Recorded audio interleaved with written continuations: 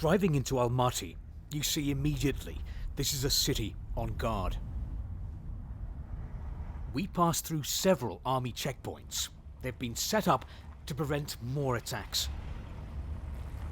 In the city centre, reminders of the violence the authorities now say was an attempted coup. Almaty last week. What had started as peaceful protests over fuel prices in another part of Kazakhstan was suddenly looking like war.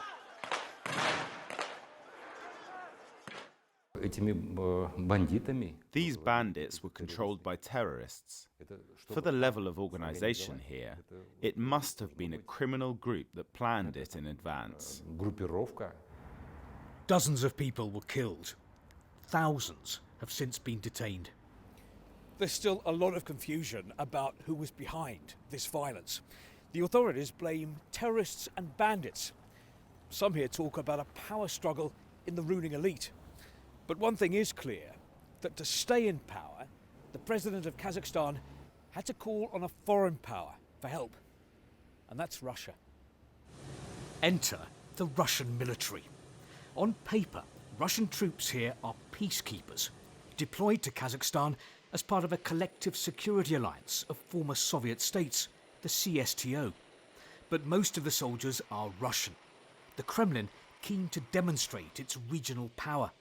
Addressing CSTO colleagues, President Putin made events fit his wider narrative. We understand the events in Kazakhstan won't be the last attempt to interfere in the internal affairs of our countries. The measures taken by the CSTO show that we will not allow destabilization at home and for so-called colour revolutions to take place. After the violence in Almaty, there are mixed feelings here about the arrival of Russian troops. I welcome the Russians coming, Askar says. They'll put a stop to it. We should be able to cope ourselves, says Alevtina. Then again, without outside help, there could be civil war.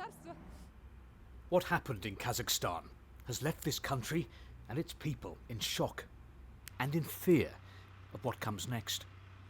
Steve Rosenberg, BBC News, Almaty.